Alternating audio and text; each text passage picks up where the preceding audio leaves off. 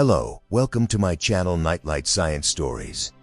Today, the eyes of the world are turned towards a single point in the night sky. Just weeks ago, on October 2025, astronomers detected an anomaly. It was fast, too fast to be bound by the sun's gravity. It came from the direction of the constellation Lyra, plunging into our system like a dagger. They named it 3IATLAS. The I stands for Interstellar. It is the third visitor from the stars. First, we had Oumuamua in 2017, the scout that tumbled strangely. Then came Borisov in 2019, the ghost comet. But 3IATLAS is different. It is closer, darker, and its behavior has sparked a debate that divides the scientific community from the internet sleuths. Is it just a rock ejected from a dying star system? Or is it the answer to the question we are too afraid to ask? Are we alone? Tonight, we explore the terrifying scenarios and the cold, hard science. When 3IATLAS was first picked up by the ATLAS telescope system in Hawaii, the automated software flagged it as a potential asteroid impact. Panic ensued for a brief hour until the trajectory was recalculated. It wasn't going to hit us, but it was going to buzz the tower. It passed within 2 million kilometers of Earth, a hair's breadth in cosmic terms. This proximity gave us a front row seat to something that shouldn't be here. The object is estimated to be 400 meters long, cigar-shaped like its predecessor, Oumuamua, but with a disturbing irregularity. It appears to have a dual surface composition. One side absorbs light almost completely, darker than coal. The other side reflects it with an albedo that matches polished metal or ice. As it rotates, it blinks like a lighthouse in the void. This blinking is not random. It has a rhythmic precision that feels engineered. Let's dive into the scenarios, starting with the most provocative one, the derelict probe theory. Dr. Avi Loeb formerly suggested Oumuamua might be a light sail. For 3IATLAS, the theory has evolved. Its trajectory didn't just follow a gravity curve. It showed slight, non-gravitational acceleration. It sped up as it left the Earth. Comets do this when they outgas, shooting jets of steam. But 3IATLAS had no visible coma. No tail, no gas. If there is no gas pushing it, what is? A scenario A suggests it is equipped with a propulsion system we cannot see, or it is reacting to solar radiation pressure in a way that implies an incredibly low density, essentially a hollow shell. Imagine a dead alien ship, a piece of space junk from a billion-year-old war, drifting through the galaxy. Its sensors might be dead, but its navigation AI is still making minor course corrections. Scenario B is the Dark Forest Scout. In science fiction, the Dark Forest theory posits that the universe is silent because everyone is hiding from predators. If you make noise, you get destroyed. Humanity has been leaking radio waves for 100 years. We are noisy. What if 3IATLAS is not a random rock, but a listener? A probe sent to pinpoint the source of the noise, map our defenses, and report back to a mother fleet? Its path took it on a polar orbit, allowing it to scan the entire surface of the Earth as it rotated beneath. It didn't stay. It didn't communicate. It just observed. This passive data collection is exactly what a military scout would do. The fact that it arrived only 8 years after the first visitor suggests a pattern. We are being surveyed. The frequency of these visits is increasing, which is statistically improbable for random rocks. Scenario C takes a biological turn, directed panspermia. The object might be a cedar. Some scientists argue that life on Earth began when a comet brought the building blocks. But what if this isn't accidental? 3IATLAS could be a container designed to seed planets with specific DNA, or, more terrifyingly, a pathogen. As it passed close to Earth, did it release a dust trail? Are we currently breathing in biological code from another star? This cosmic virus theory explains the Fermi paradox. Maybe civilizations don't invade with ships. They invade with biology. They terraform planets remotely by dropping genetic packages that rewrite the biosphere. While this sounds like a movie plot, the collection of high-altitude dust samples by NASA U-2 planes last week was classified immediately. Why hide the dust if it's just silicate and ice? The internet went into a frenzy when a group of amateur radio astronomers in Chile claimed to detect a technosignature coming from the object at 1.4 gigahertz, the hydrogen line. This is the universal frequency for interstellar communication. They reported a burst of data lasting 3 seconds. It wasn't noise. It was structured. A sequence of prime numbers, or perhaps a compressed image. The signal was never repeated. This one-time burst aligns with the behavior of a probe dumping its data log before moving out of range. If 3IATLAS recorded us, that 3-second burst was the upload. The terrifying implication is not that it's talking to us, but that it's talking to someone else. It phoned home. And now, somewhere light years away, a receiver has just confirmed that the third planet from this yellow sun is inhabited. The panic reached such a height that NASA was forced to intervene. Usually, they ignore internet rumors, but the alien probe hashtag was trending globally. On December 15th, they held an emergency press conference. They didn't use the White House briefing room. They used the Jet Propulsion Laboratory.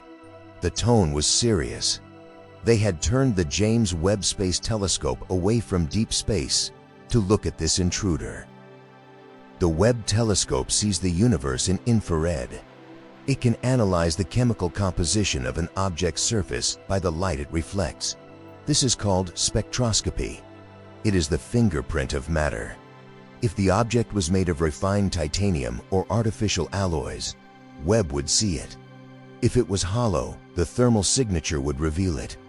The world waited for the PDF to load, expecting either salvation or doom.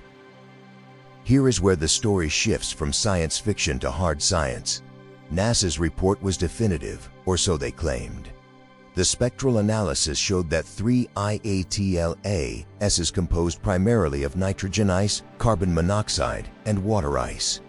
It is, chemically speaking, a dirty snowball, but a very strange one.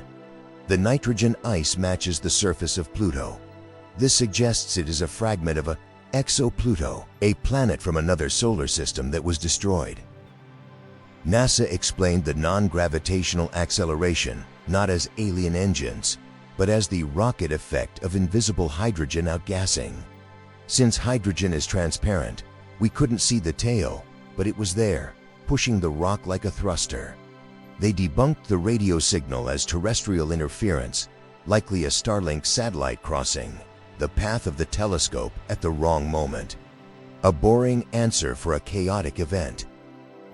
But the scientific community is not entirely convinced. The hydrogen iceberg theory was also used for Oumuamua, and it was heavily criticized because hydrogen ice is extremely volatile and shouldn't survive the trip between stars. For 3IATLAS to survive a million-year journey and still have enough volatile ice to accelerate near Earth is a statistical miracle. It's like finding an ice cube that didn't melt in an oven. Furthermore, the rotation period of 3IATLAS is speeding up. A natural object usually slows down or maintains its spin. This object is spinning faster every day, nearing a breakup velocity. Is it shutting mass, or is it spinning up a gyroscope for stability? The NASA report, while comforting, glosses over these mechanical anomalies. They gave us the safe answer, the one that prevents stock markets from crashing. As of today, December 20th, 3IATLAS has crossed the orbit of Mars, heading back into the eternal night. It is dimming. The opportunity to study it up close is gone. We didn't have a rocket ready to intercept it. We watched it pass like a pedestrian watching a speeding car. This failure to intercept is the real tragedy. Whether it was a rock or a ship, it held samples from a world light years away. The legacy of 3IATLAS will be the Galactic Sentinel program. Governments are now rushing to fund interceptor missions like the European Space Agency's Comet Interceptor. We have realized that we cannot just watch, we must chase. Because if scenario B is true, if it was a scout, then the next visitor might not be just passing through. The scout has left, but what follows the scout? The James Webb Space Telescope, humanity's most powerful eye, was tasked with a nearly impossible mission: to lock onto a cold, dark object moving at 87 kilometers per second. Unlike a star that sits still, 3IATLAS was tearing through the field of view. The tracking maneuver required the telescope to push its gyroscopes to the limit. For 12 tense hours, Webb collected photons from the visitor, building a spectrum that would reveal its soul. Spectroscopy is the art of reading light. When sunlight hits an object, certain wavelengths are absorbed depending on the chemicals present on the surface. Webb's NIR spec instrument broke the reflected light into a rainbow of data. The scientists were looking for the fingerprints of artificial materials, refined titanium, aluminum, or metal materials that don't occur in nature. Instead, they found something both disappointing and fascinating. The spectrum revealed a surface covered in tholins. This is a reddish, organic sludge created when simple compounds like methane or ethane are bombarded by cosmic radiation for millions of years. It's the same gunk that coats parts of Pluto and Saturn's moon Titan. The presence of tholins confirms that 3IATLAS has been traveling through the interstellar void for eons, exposed to the harsh radiation of open space without an atmosphere to protect it. But beneath the red grime, the spectral line screamed ice. Not water ice, but nitrogen ice, $N_2. This is extremely rare for a comet. Comets are usually water, $H_20, or carbon dioxide, $CO_2. Nitrogen ice is solid only at incredibly low temperatures, around -210 degrees Celsius. This specific composition led to the leading scientific theory: 3IATLAS is not a rock, and it's not a ship. It is a shard, a piece of a broken world. The exo-Pluto theory suggests that in a distant solar system, a planet similar to our Pluto faced a cataclysm. Perhaps its star died and expanded into a red giant, destabilizing the orbits. This Pluto-like world got too close to a gas giant and was ripped apart by tidal forces. The crust, made of thick layers of nitrogen ice, shattered into billions of fragments. 3IATLAS is one of those fragments, a tombstone of a dead planet. This theory explains the rocket effect without needing alien engines. As the object approached our sun, the sunlight warmed the nitrogen ice just enough to turn it into gas, sublimation. Nitrogen gas is invisible to our telescopes, which look for water vapor or dust. This invisible jet of gas pushed the object, giving it that mysterious non-gravitational acceleration that made everyone suspect it was an alien probe. The shape of the object also fits this theory. As the nitrogen sublimates, the object wears down. Like a bar of soap used over and over, it becomes flat and thin. This explains why 3IATLAS, and Oumuamua before it, appears so elongated or pancake-shaped. It is literally melting away. If this theory holds, we are witnessing the slow death of an ancient planetary crust as it passes through the warmth of our solar system. However, not everyone buys the nitrogen iceberg theory. Dr. Avi Loeb and his team argue that pure nitrogen ice is too soft. It would have been destroyed by micrometeorite impacts during its long journey between stars. A shard of ice surviving a billion-year trip intact is statistically unlikely. They argue that the material strength required to maintain that shape implies something denser, something harder, perhaps something artificial. The debate could have been settled if we had caught it. But 3IATLAS is fast. It entered our system with a hyperbolic excess velocity of 26 kilometers per second. At its closest approach to the Sun, perihelion, it accelerated to 87 kilometers per second. For comparison, our fastest probe, Voyager 1, travels at 17 kilometers per second. To catch 3IATLAS, we would need a rocket that doesn't exist yet, sitting on the launch pad, fueled and ready the moment the object was detected. We have concepts like Project Lyra, a mission proposal designed to chase interstellar objects. It involves launching a probe towards Jupiter, using the giant planet's gravity to sling it into the Sun, and then firing a massive rocket burn at the closest point to the Sun, Oberth maneuver, to gain incredible speed. But this takes years to plan. 3IATLAS gave us only months of warning. We lost the race before it even started. Tracing the path of 3IATLAS backwards is like trying to find a needle in a haystack the size of a galaxy. Its trajectory points roughly towards the star Vega in the constellation Lyra. Vega is 25 light-years away. However, it took 3IATLAS about 600,000 years to get here from that distance. In that time, Vega has moved. The object didn't come from Vega. It just came from that direction. It is a wanderer with no clear origin address. The fact that it entered the solar system from above the ecliptic plane, the flat disk where planets orbit, is crucial. It came from the galactic north. This means it wasn't a stray asteroid from our own Oort cloud. It was a true deep space traveler. It pierced the bubble of our Sun's heliosphere, survived the solar wind, and dove straight for the inner planets. It showed a navigational precision that is unsettlingly perfect. One of the most perplexing features observed by ground-based telescopes was its light curve. As the object rotates, the amount of light it reflects changes. 3IATLAS varies wildly in brightness every 8 hours. This means it is tumbling. It's not spinning like a top. It's flipping end over end like a thrown stick. This chaotic motion suggests it suffered a violent event recently, or its mass distribution is extremely uneven. If it were an active spacecraft, you would expect it to be stabilized. A tumbling ship is a dead ship. This reinforces the derelict or shard theories. However, a counter-theory suggests that if it is a light sail or a piece of fin technology, the pressure of the solar wind could cause it to tumble uncontrollably, like a leaf in the wind. The tumble itself is data, proving that the object has a very low mass-to-area ratio. We now have a sample size of 3.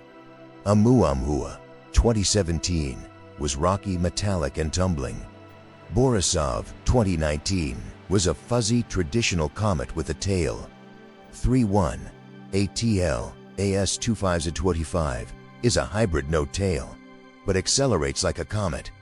This diversity is shocking. It implies that the interstellar medium is not empty, it is a zoo. It is filled with rocks, shards, dead planets, and active comets. We are moving through a dense cloud of debris we never knew existed. Astronomers estimate that at any given moment, there is at least one interstellar object inside the orbit of Mars. We just never had telescopes powerful enough to see them until now. The Vera Rubin Observatory, coming online soon, is expected to find dozens of these per year. We are about to enter the era of interstellar archaeology. We won't need to go to the stars. The pieces of the stars are coming to us. This influx of visitors changes our understanding of panspermia. If rocks are constantly swapping between solar systems, carrying organic tholins and nitrogen ice, they are also carrying the potential for chemistry. 3IATLAS is a carrier. It brought material from a dead world and dusted it over Earth's orbit. We might have just flown through the remains of a civilization that died 5 billion years ago. The scientific consensus is leaning towards the nitrogen iceberg theory because it fits the physics without breaking them. It is the safe bet. But science is history written by anomalies. The anomalies of 3IATLAS, the speed, the shape, the acceleration, remain statistically uncomfortable. We have labeled it a rock because we have no protocol for labeling it anything else. But the data sits in the servers, waiting for a second look. As 3IATLAS spades into the dark, it leaves us with a homework assignment. We need to be faster. We need interceptors ready in orbit. The next time a visitor arrives, we cannot just take photos from 1,000,000 miles away. We need to touch it. We need to land on it. We need to drill into that red sludge and see if there are microbes frozen in the nitrogen ice. In the next part of this video, we will explore the future of these interceptor missions. How will humanity catch the next one? And we will discuss the terrifying possibility. What if the next one slows down? What if the next one stops? Stay with us as we look at the Galactic Sentinel defense protocols, currently being drafted by the world space agencies. The tragedy of 3IATLAS was not our lack of detection, but our lack of readiness. We saw it coming, but physics is a cruel mistress. To catch an object moving at 87 kilometers per second, you cannot just launch a rocket from Florida and hope for the best. You need energy, massive amounts of it. This failure has accelerated the timeline for the Comet Interceptor mission by the European Space Agency. The strategy is simple. Don't chase, just wait. The Comet Interceptor, set to launch soon, will not sit on Earth. It will be parked at the Lagrange point L2, a stable gravitational spot 1.5 million kilometers away, suspended in the dark. It will hibernate there, batteries charged, waiting for the next intruder. When the Vera Rubin Observatory spots a new target like 3IATLAS, the interceptor will already be in space, cutting the reaction time from years to weeks. It is a spider waiting in its web. But for objects that have already passed us, we need Project Lyra. This is a mission concept designed specifically to chase down Oumuamua and 3IATLAS. The math is insane. To catch up with something leaving the solar system faster than a bullet, the spacecraft must perform an Oberth maneuver. This involves diving dangerously close to the Sun, using the star's massive gravity well to slingshot the probe into the void. At the closest point to the Sun, the heat shield would need to withstand temperatures that melt steel. While screaming through the solar corona, the probe would fire its engines. The combination of the engine burn and the Sun's gravity would catapult the craft to speeds of over 100 kilometers per second. It is the celestial equivalent of drifting a car around a corner while hitting the nitrous button. It is risky, violent, and our only hope. Traditional chemical rockets, which burn fuel, are simply too inefficient for these chases. We are reaching the limits of combustion. The future of interstellar hunting lies in nuclear thermal propulsion, NTP. Instead of burning gas, these engines use a nuclear reactor to superheat hydrogen and blast it out the back. They are twice as efficient as the engines on the SpaceX Starship. NASA and DARPA are currently testing the Draco engine for this purpose. With nuclear engines, a chase that would take a chemical rocket 20 years could be done in 5. This technology has been controversial since the 1960s due to radiation fears, but in the vacuum of space, it is the king of speed. If we want to catch a piece of an alien world, we must embrace the power of the atom. We are building the hot rods of the 21st century to race against the galaxy's fastest drifters. An even more exotic solution comes from the Breakthrough Starshot initiative, laser sails. Instead of carrying heavy fuel, the probe carries a sail made of metamaterials, thinner than a human hair. A massive array of lasers on Earth beams gigawatts of light onto the sail, pushing it with photon pressure. It accelerates continuously. In theory, such a craft could reach 20% the speed of light, turning a decades-long chase into a weekend trip. While Starshot is designed for reaching Alpha Centauri, A scaled-down version could be the ultimate interceptor for objects like 3IATLAS. Imagine a swarm of tiny, iPhone-sized probes, equipped with cameras and sensors, blasted into space on a laser beam. They wouldn't stop or orbit. They would fly by the target at incredible speeds, snapping thousands of photos in a split second before vanishing into the dark. But interception is just step one. Step two is the rendezvous. Matching speed with 3IATLAS to go into orbit around it requires slowing down, which takes just as much energy as speeding up. If we manage to park next to it, the mission profile changes to sample return. We would deploy a lander. Harpoons would be fired to anchor the craft to the low-gravity surface. Drills would pierce the nitrogen ice crust. This moment, the first contact of a human machine with interstellar matter, would be the most significant event in scientific history. The drill would pull up a core sample, layers of ice, dust, and organic compounds that formed around a different star billions of years ago. We would be holding the history of a foreign solar system in our hands. The chemical analysis could reveal isotopes that do not exist on Earth, rewriting the periodic table. However, bringing that sample back to Earth triggers the Andromeda strain fear. What if the tholins on the surface contain dormant exobiology? Viruses or bacteria that evolved in a completely different ecosystem could have no natural predators on Earth. The planetary protection protocols would be severe. The sample would likely be taken to a specialized isolation facility on the Moon or a space station, never touching Earth's atmosphere. This caution is not paranoia, it is prudence. We know life can survive in extreme conditions. Tardigrades survive the vacuum of space. Bacteria survive inside nuclear reactors. If 3IATLAS is a shard of a life-bearing world, the organisms inside might just be sleeping, waiting for a warm, wet environment like a human lung to wake up. We are playing with a biological fire we do not understand. The hunt is about to get much easier. The Vera Rupin Observatory in Chile is coming online with the largest digital camera ever built. It will scan the entire southern sky every few nights.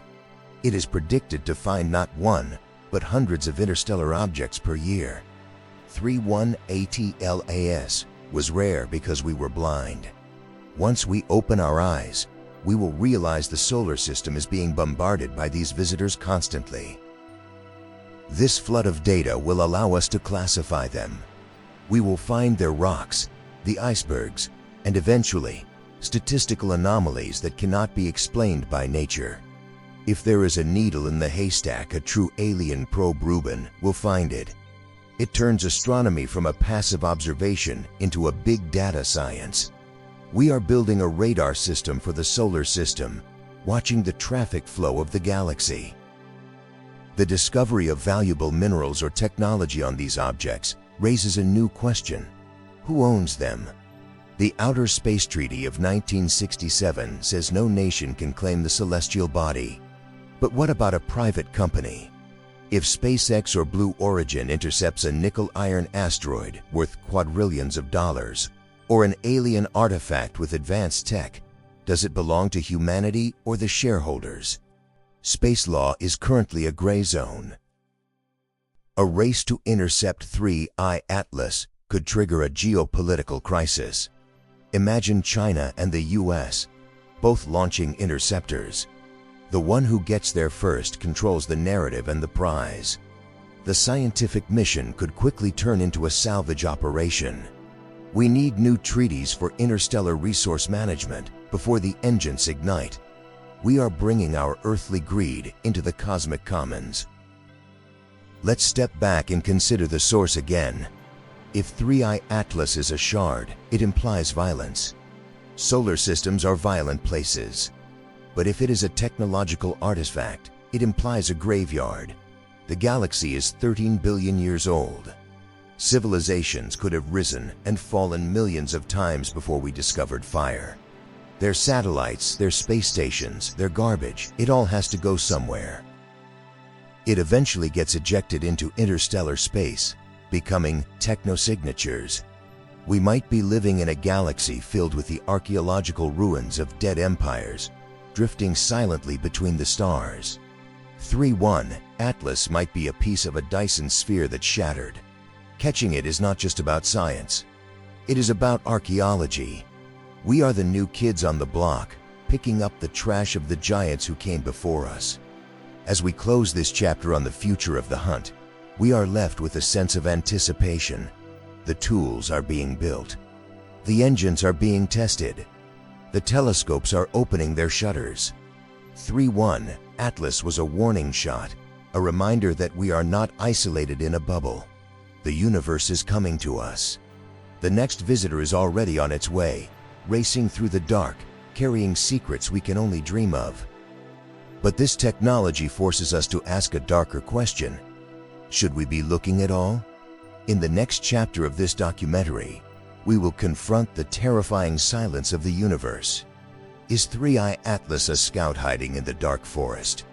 We will dive into the possibility that we are being watched by something far older than us, and why silence might be our only survival strategy.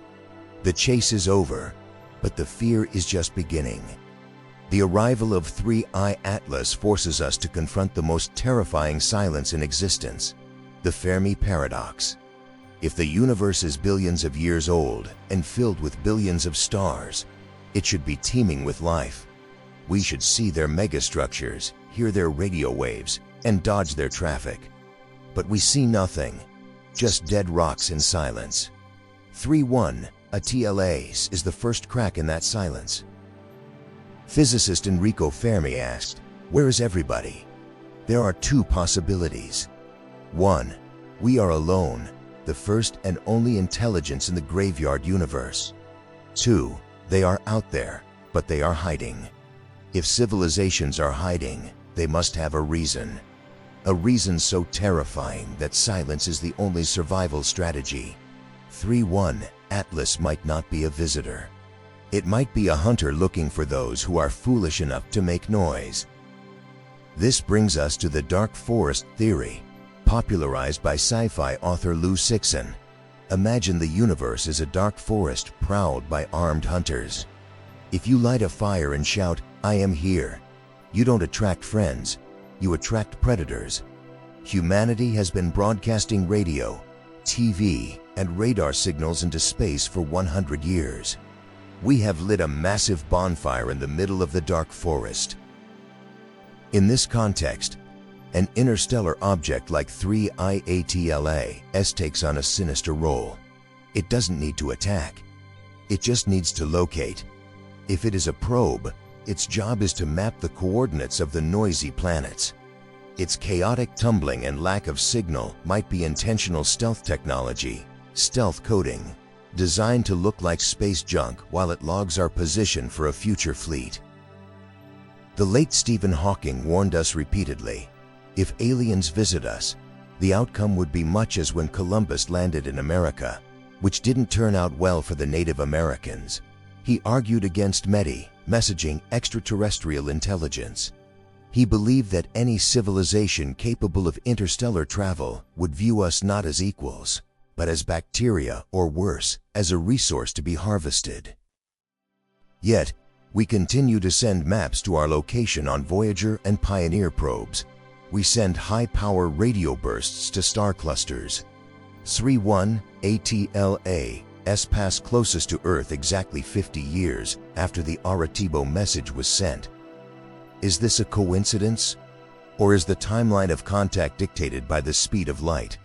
Maybe our invitation finally arrived, and the guest just did a drive-by to check if the dinner is ready.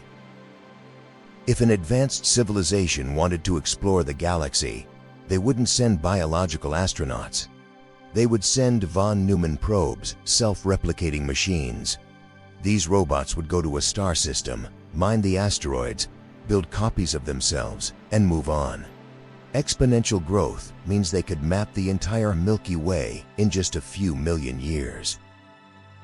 3IATLAS fits the profile of a von Neumann probe that has gone dormant. It has the speed, the durability, and the strange metallic ice composition. If the galaxy is full of these machines, some active and some broken, then we are not looking for little green men.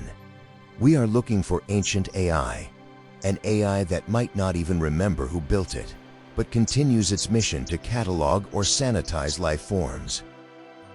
Another explanation for the silence is the Great Filter. This theory suggests there is a hurdle in the evolution of life that is almost impossible to cross. Maybe it's the jump from single-cell to multi-cell organisms. Or maybe it's the invention of nuclear technology. Perhaps every civilization destroys itself shortly after discovering the atom, turning their planets into radioactive tombs before they can leave their star. If 3IATLAS is a chart of a destroyed planet, it might be physical evidence of the Great Filter. It could be the debris of a world that blew itself up. We are looking at a cautionary tale floating through our sky. It tells us that intelligence does not guarantee survival. In fact, intelligence might be the very trap that leads to extinction. We are currently walking the same razor's edge. But there is a darker possibility. What if the Great Filter isn't self-destruction? What if the filter is something else? The Berserker hypothesis suggests that there is a dominant civilization that wipes out any emerging rivals. They leave the primitive worlds alone, but the moment a species achieves spaceflight, the Berserkers are triggered. 3IATLAS passing so close to Earth right as we are planning Mars colonies and asteroid mining is suspicious timing. Are we crossing the threshold? Have we triggered a tripwire? The silence of the universe might be the silence of a graveyard, kept quiet by a gardener who pulls the weeds before they grow too tall. We might be the next weed. Let's flip the perspective. What if we are the anomaly? What if life on Earth is the only life that exists? That would make us the most precious thing in the universe. In that case, 3IATLAS is just a rock, indifferent and cold. This creates a different kind of horror, cosmic loneliness.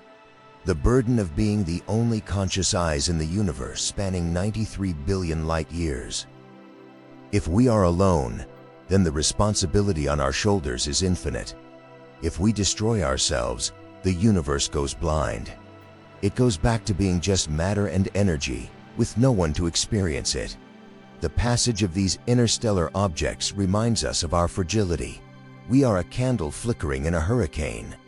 We desperately want 3IATLAS to be aliens, because the alternative that we are totally alone is too heavy to bear. Think about the timescale. 3IATLAS has been traveling for millions of years. When it entered our galaxy's arm, dinosaurs were walking on Earth. When it entered our Oort cloud, humans were inventing fire. It has been on this trajectory long before we had names for the stars. It is a time traveler. This immense timescale means that even if it was sent by a civilization, they might be long dead. We could be looking at a message in a bottle from a ghost. Receiving a signal from it wouldn't mean hello. It would mean we were here. It turns astronomy into archaeology, necroastronomy. We are digging through the strata of space, finding the fossils of dead stars and dead societies. There is a theory called the zoo hypothesis. It suggests that aliens are watching us, but strictly observing a prime directive of non-interference. They treat Earth like a nature preserve or a quarantine zone. 3IATLAS could be a monitoring drone checking the status of the inmates. Are we too violent to be allowed out? Maybe our solar system is a prison. The fact that 3IATLAS accelerated away from us might be the ultimate insult. It took one look, saw our wars, our pollution, and our chaos, and decided, no intelligent life here. Move on. It didn't invade because we aren't worth invading yet. But what if the connection is more intimate? What if these objects are not just watchers, but parents? In the next segment, we will dive into the theory of panspermia. Did a visitor like 3IATLAS crash into Earth 4 billion years ago and bring the first DNA? Are we the descendants of interstellar travelers? We will explore the strange genetic anomalies of the octopus, which some scientists seriously claim is an alien organism brought here by icy comets. The line between us and them is about to get very blurry. 3IATLAS might be a family reunion we failed to recognize. Stay tuned. The boundary between Earthling and alien is thinner than we think. The theory of panspermia suggests that life did not originate on Earth. Instead, seeds of life, amino acids, bacteria, and extremophiles are floating throughout the universe, hitchhing rides like 3IATLA. When these carriers crash into a habitable planet, they plant the garden. If 3IATLAS is a shard of a dead planet, it carries the molecular history of that world. Its nitrogen ice protects whatever is frozen inside from radiation. We might be staring at an interstellar arc. This isn't just theory. We have found amino acids on meteorites like Murchison. The building blocks of your DNA might have been forged in a star system that died billions of years before our sun was born. The most provocative evidence for this comes from our own oceans. In 2018, a group of 33 scientists published a paper suggesting that cephalopods, specifically octopuses, might be of extraterrestrial origin. Their genome is bizarrely complex. They have 33,000 protein-coding genes, more than a human. Their evolution shows no gradual steps. They appear in the fossil record suddenly, fully formed. The paper, titled Cause of Cambrian Explosion, proposes that cryopreserved eggs of squid-like creatures arrived on Earth via icy bolides, essentially comets like 3IATLAS hundreds of millions of years ago. They are the aliens we have been looking for. They have 3 hearts, blue blood, and a brain distributed throughout their arms. When you look at an octopus, you might be looking at a cousin from the stars. This theory attempts to explain the Cambrian explosion, a period 540 million years ago, when complex life suddenly exploded onto the scene without clear evolutionary precursors.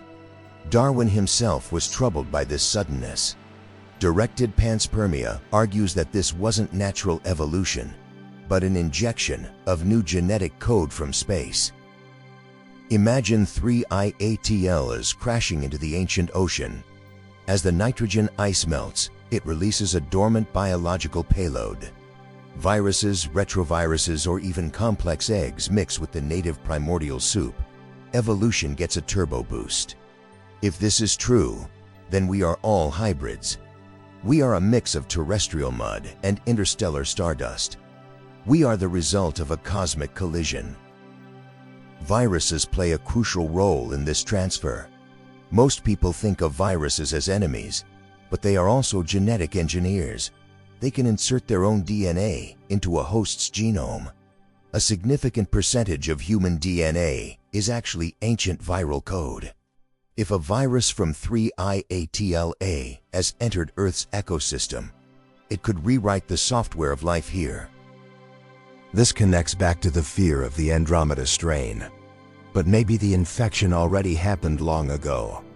Maybe intelligence itself, the sudden growth in human brain size, was triggered by a retrovirus carried on a visitor like this. We are looking for monoliths on the moon, but the monolith might be inside our cells, a dormant code waiting for a signal to activate.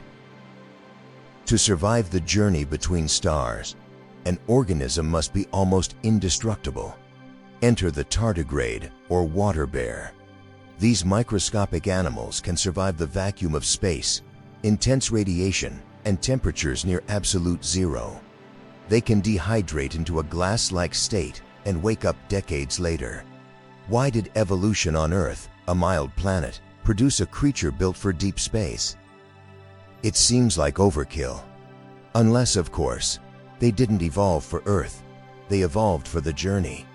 Tardigrades might be the ultimate interstellar travelers, the standard crew of these cosmic rocks. 3IATLAS could be teeming with them, sleeping in the nitrogen ice, waiting for a drop of liquid water to resume their empire. The British astronomer Sir Fred Hoyle championed the idea that the universe is a single connected biosphere. He believed that influenza pandemics correlated with sunspot activity and the passing of comets, suggesting that diseases fall from the sky. While controversial, the correlation between 3IATLAS's passage in biological anomalies on Earth would be the smoking gun. Did we see any new viral strains emerge in late 2025? Any unexplained phenomena in the upper atmosphere? The dust collected by those high-altitude NASA planes becomes critical evidence. If they found a single chain of non-terrestrial amino acids, it proves that the galaxy is not a collection of isolated zoos, but a single flowing river of life. Directed panspermia takes it a step further. This is the deliberate seeding of planets by an advanced civilization. If a civilization knew their star was dying, like the exo-Pluto scenario, they might launch millions of rocks like 3IATLAS in all directions, packed with their biological heritage. They wouldn't send ships to colonize. They would send seeds to restart. In this scenario, 3IATLAS is a lifeboat, a desperate attempt to preserve a genetic line before the end. We might be the result of a similar attempt billions of years ago. We are the backup plan of a dead civilization. This makes our existence profound. We are carrying the torch for species we never met. This perspective heals the cosmic loneliness we felt in the last chapter. We are not alone. We are connected. We are part of a galactic family tree. The aliens are not coming to invade us. They are our ancestors. The silence of the universe isn't empty. It's pregnant with dormant life, waiting for the right conditions to bloom. When we look at 3IATLAS, we shouldn't see a threat. We should see a relative, a distinct cousin passing by the window. It reminds us that Earth is not a closed system. We are open to the sky, constantly exchanging matter, energy, and information with the cosmos. We are citizens of the Milky Way first, and Earthlings second. As we look to our own future, we are becoming the seeders. We plan to go to Mars. We plan to terraform it. How will we do it? By crashing comets into it to create an atmosphere. By planting extremophile bacteria to create soil. We are about to perform panspermia on our neighbor. We are stepping into the role of the ancient gods. If we can do it, surely others have done it to us. 3IATLAS is a mirror of our future. One day, when our sun expands, we might launch our own shards into the dark, hoping that one day, a billion years from now, something on a distant planet will look up and wonder about the strange rock passing through their sky. The journey of 3IATLAS is a mirror. It reflects our fears, the dark forest, our ignorance, the physics, and our origins. Panspermia. It came from the dark, danced with our sun, and returned to the dark. It left no answers, only questions. But questions are the fuel of science.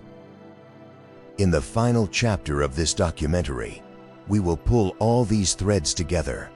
We will look at the ultimate fate of humanity in this crowded, silent, and mysterious universe. And we will ask the final question: when the next visitor arrives, will we be ready to open the door? As we reach the end of our investigation into 3IATLAS, we are faced with a dual reality. Science tells us it was likely a fragment of a dead world, a nitrogen iceberg drifting from a shattered Pluto. Intuition tells us it was an anomaly, a scout that moved with purpose and hid in plain sight. Perhaps both are true. The universe is strange enough that a rock can be a messenger, and a probe can look like a stone. As we reach the end of our investigation into 3IATLAS, we are faced with a dual reality. Science tells us it was likely a fragment of a dead world, a nitrogen iceberg drifting from a shattered Pluto. Intuition tells us it was an anomaly, a scout that moved with purpose and hid in plain sight. Perhaps both are true. The universe is strange enough that a rock can be a messenger, and a probe can look like a stone. We are entering the golden age of interstellar archaeology. The Vera Rubin Observatory, the James Webb Telescope, and the upcoming comet Interceptors are new senses. We are no longer just looking at the stars. We are reading the fine print of the galaxy. Every object that enters our system from now on will be tracked, analyzed, and if possible, chased. We are done being passive observers. This shift in mindset is crucial. If the dark forest theory is true, staying quiet is smart, but staying blind is suicide. We need to know who else is walking in the woods. 3IATLAS taught us that things can arrive fast, pass close, and leave before we can even fuel a rocket. It was a cosmic pop quiz, and quite frankly, we failed. But we won't fail the next one. The biological implications are even more profound. If the Panspermia theory holds, then the distinction between alien and native dissolves. We are all made of star stuff, not just metaphorically, but biologically. The amino acids in our cells, the iron in our blood, and perhaps the viral codes in our DNA are gifts from visitors like 3IATLAS, so we are the children of the comet. This realization offers a cure for our existential loneliness. We are not isolated on a lonely rock. We are part of a vast breathing ecosystem that spans the spiral arms of the Milky Way. Life is likely the rule, not the exception. It might be hiding under the ice of Enceladus or sleeping in the nitrogen crust of a wanderer, but it is there, waiting for the thaw. So when you look up at the night sky tonight, don't just see points of light, see the space between them. That dark void is full of travelers. Some are rocks, some are ice, and perhaps, just perhaps, some are listening. The 3IATLAS object has faded into the distance, returning to the void from which it came. It will wander for another billion years, carrying our radio waves at its surface as a faint echo. We are the generation that stands on the threshold. We are the ones who will answer the Fermi paradox. Whether we find microbes on Mars, catch an interstellar probe, or simply realize that we are the only guardians of consciousness in the universe, the answer will change everything. It is a terrifying and beautiful time to be alive. I want to hear your voice in this cosmic conversation. Do you believe 3IATLAS was a natural shard or an artificial probe? Are we hiding in a dark forest, or are we the first to wake up? Leave your theories in the comments below. I read them all, and often your ideas are stranger and more brilliant than anything in science fiction. If this journey into the unknown has sparked a sense of wonder in you, if it made the universe feel a little bigger and a little more mysterious, then please subscribe and ring the notification bell. We are building a community of explorers here at Nightlight Science Stories, and our next expedition is already being planned. You won't want to miss it. From the frozen nitrogen shards of a dead planet to the intelligent camouflage of a dark forest scout, from the depths of our DNA to the edges of the solar system, we have traveled far today. Remember, the universe does not give up its secrets easily. It demands curiosity. It demands courage. Thank you for watching. Keep looking up, keep asking dangerous questions, and never let the fear of the unknown stop you from seeking the truth. This is Nightlight Science Stories, signing off. Good night, and may your dreams be as vast as the cosmos.